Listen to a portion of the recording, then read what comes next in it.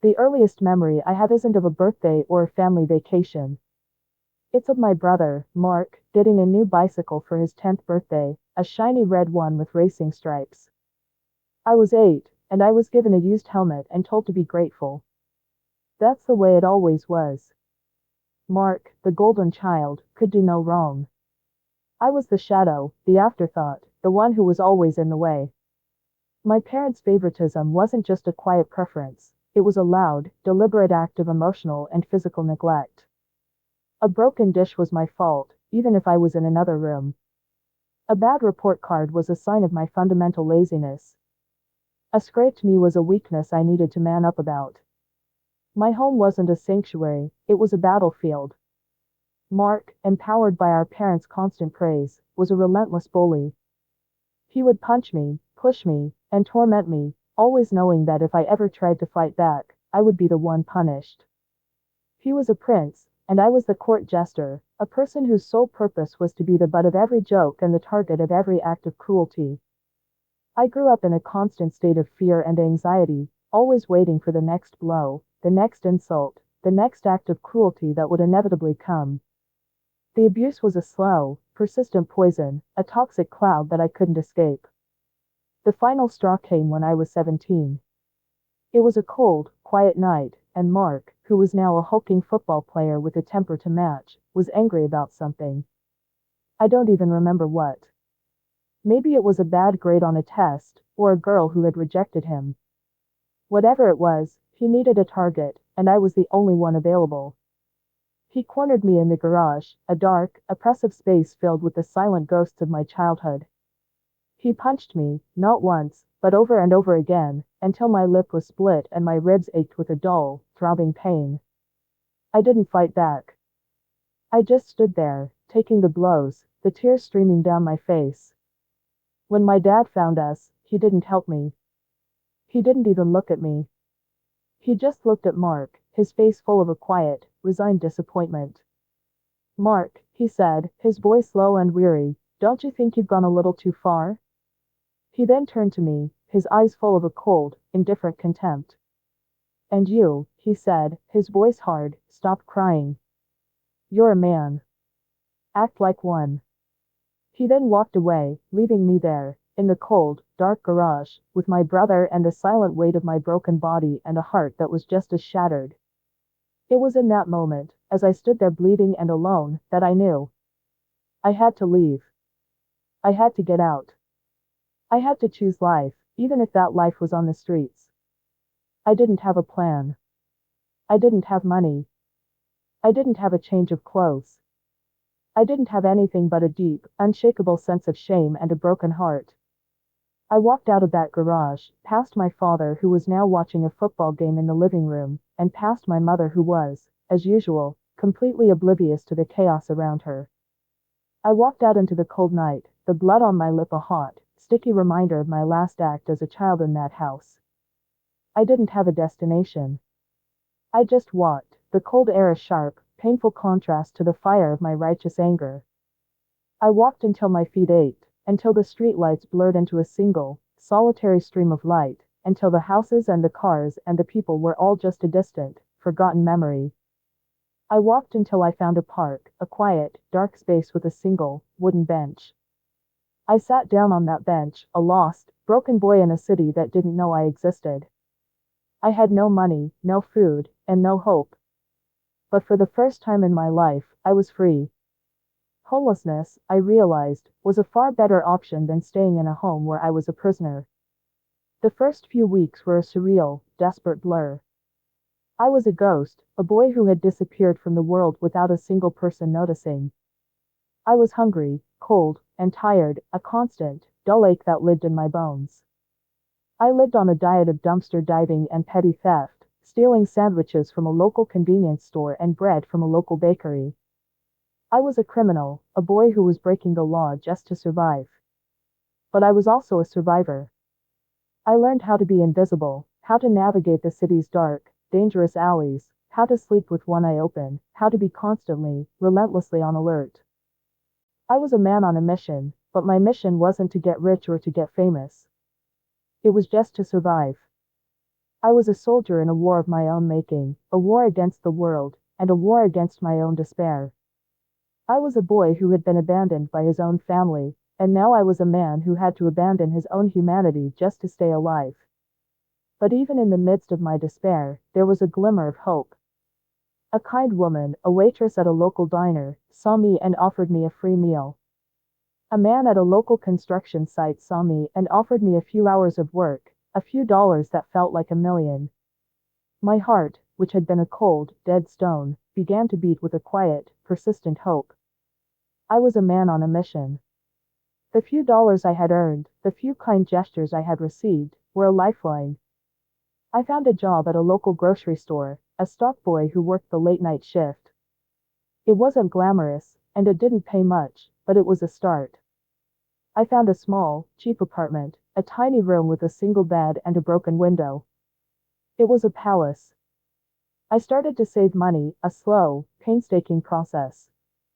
I went to a local community clinic and started seeing a therapist, a kind woman who listened to my story without judgment or pity. She taught me that my past didn't have to be my future, that I could heal, that I could move on, that I could be a whole, healthy person. The process of rebuilding was slow and difficult. I had to learn how to trust again. I had to learn how to love myself. I had to learn that my worth was not determined by my family's opinion of me. I was a man who had been broken, but I was also a man who was putting himself back together, piece by piece, day by day, dollar by dollar. I was a man who had been a prisoner in his own home, but I was now a free man, a man who was building a life, a man who was finally, slowly, learning to be happy. Just when I thought I was on my feet, the world came to a screeching halt. The pandemic hit, and my small, fragile world collapsed. The grocery store, which had been a haven for me, was now a ghost town. My job was gone. My savings, a small but precious sum, were gone. My apartment, which had been my palace, was now a memory. I was a man who had rebuilt his life from the ground up, and now, I was back at the beginning. I was a man with no job, no money, and no home. I was a man who had to make a choice. I could go back to the streets, back to the life of a ghost, or I could go back to the one place that I swore I would never return to, my family's house. I was ashamed, but I had no choice. I found a small, used camper van, a rusty, beat-up thing that I bought with the last of my savings. I parked it in the back of my parents' house, a silent, humble monument to my failure. It was the ultimate humiliation, a final, brutal reminder of my past, a past I had tried so hard to escape. I paid my parents a small sum of money, a rent that was meant to cover the electricity and water I used. But the money wasn't just for that. It was also for my continued humiliation. My mother, who had once been oblivious to my existence, was now a constant, nagging presence. She would come to my van, her face full of a cruel, mocking pity. "Oh, honey," she would say, her voice a saccharine, fake sympathy. "You're a man. You're supposed to be a success. Look at you. Living in a van. You're a failure." My father, who had once been a man of silent indifference, was now a man of cruel jokes. He would call me then boy, and he would tell my brother, "At least Mark has a house. Our other son lives in a van." My brother, the golden child, would just laugh, a cruel, cold sound that was a constant, brutal reminder of my past. My camper van wasn't a home. It was a prison, a small, dark, mobile prison that I had to pay to live in. It was a constant reminder of my failure, a symbol of my defeat. 2 years passed. 2 years of living in a van, of working odd jobs, of saving every penny I could. I was a man on a mission, but my mission had changed. It wasn't about survival anymore. It was about freedom. It was about owning a home. A place where I could be safe. A place where I could be free. I worked 2, sometimes 3, jobs at a time. I ate ramen noodles for dinner. I wore the same clothes every day.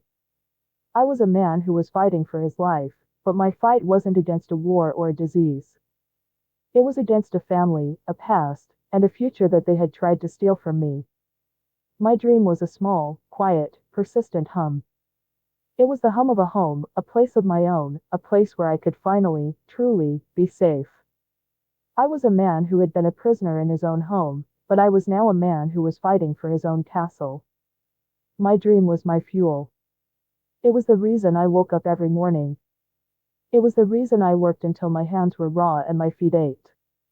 It was the reason I kept going, even when the world, and my family, told me to give up. The day I finally found it, I was a man with a full heart and an empty bank account. It was a small, modest, manufactured home, a humble little house with 2 bedrooms and a small yard. It wasn't a mansion, and it wasn't a palace, but it was mine.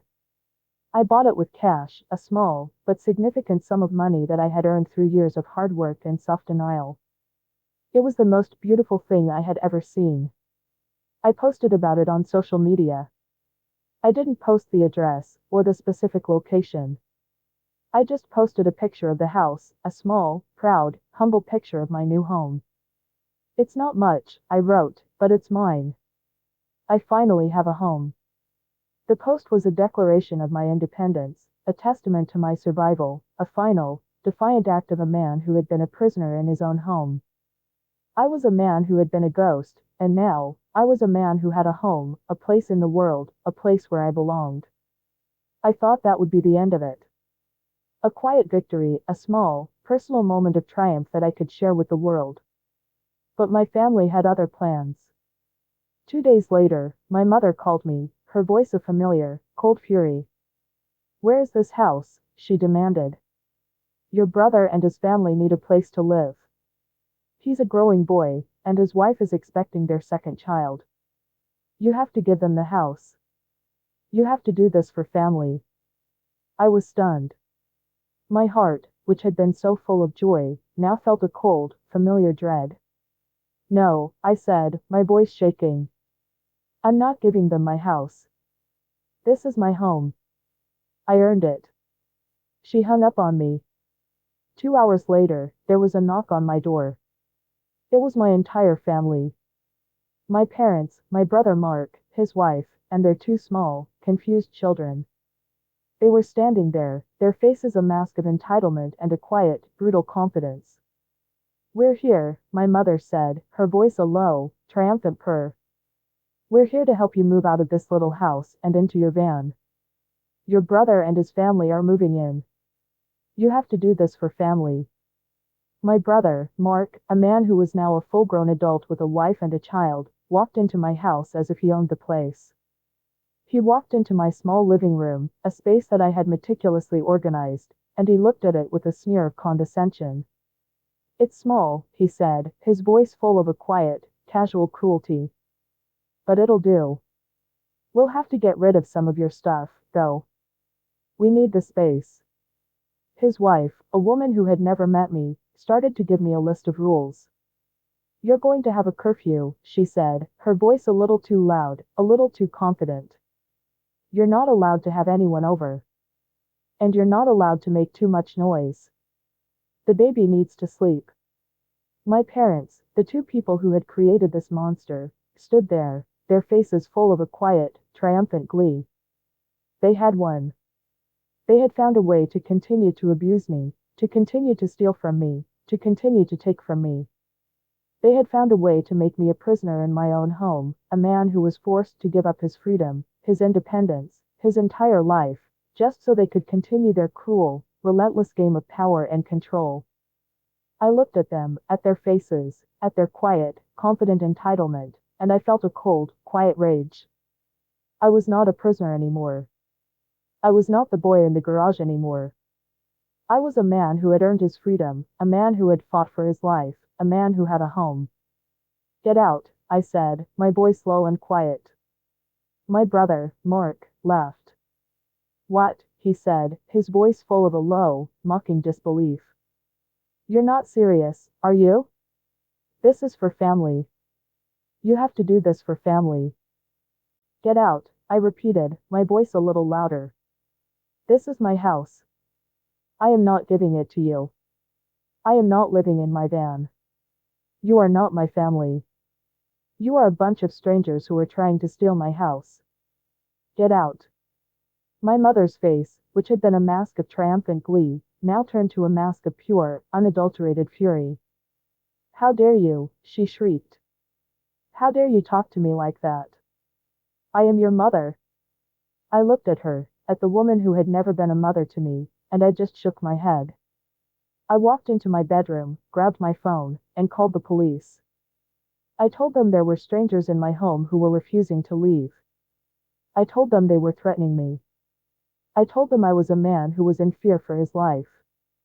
The police arrived within minutes. My family, who had been so confident, so smug, so full of their own righteousness, were now a group of confused, angry people who were being told to leave my house. My mother tried to argue with the police officer, telling him that I was a cruel, selfish son who was refusing to help his family. But the officer, a kind, quiet man who saw the truth, just shook his head. "Ma'am," he said, his voice calm and professional.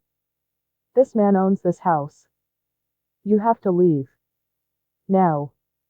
They left, their faces a mask of pure, unadulterated hatred. But they weren't done. The next day, I came home from work to find a window shattered, a door broken. My brother, in a fit of rage, had tried to break in. He had left a note on the door, a small, handwritten note that read, "You can't keep us out. We're your family. We have a right to be here." The message was clear. They were not just trying to take my house. They were trying to take my life, my freedom, my peace. They were a virus, a persistent, relentless evil that I couldn't seem to shake. I called the police again, and this time, I asked for a restraining order. The legal battle was long and difficult. My parents, who had once been so indifferent to my existence, were now a constant, nagging presence in my life, calling me, leaving me threatening messages, trying to get me to give in. But I didn't. I was a man who had fought for his life on the streets. I was a man who had survived. I was a man who had a home. And I was not going to let them take it from me. The restraining order was a final, definitive declaration of a war that had finally been won. It was a legal shield, a final, unassailable barrier between me and the people who had tried to destroy me. With the legal battle over, I was finally, truly free. I was a man who had been a prisoner in his own home, but I was now a man who was a king in his own castle. My peace was a precious, fragile thing, a quiet, persistent hum that I was not going to let anyone, not even my family, take from me. I also made a cautious reconnection with a distant cousin, Sarah, who had reached out to me on social media. She had heard what was happening and offered her quiet support. She didn't offer advice or judgment. She just offered me her friendship, a small, but precious gift that was a final, gentle reminder that not all family was bad. It has been a year since the last time I saw my family. My life is quiet, peaceful, and unremarkable. I have a new job, a new life, and a new sense of purpose. I am a man who has learned that the most important thing in life is not money or success or a big house. It's freedom. It's peace. It's the knowledge that you are a man who can stand up for himself, a man who can fight for his life, a man who can say no. My home is my sanctuary, a place where I am safe, a place where I am free. My camper van, which had once been a symbol of my failure, is now a distant memory, a reminder of a past that I have left behind. My family, the people who had once been a constant, nagging presence in my life, are now a distant, forgotten memory, a ghost of a past that I have finally, truly, escaped. My story is not just a story of a boy who ran away from an abusive home. It's a story of a man who fought for his life, a man who built a home, and a man who, against all odds, found peace.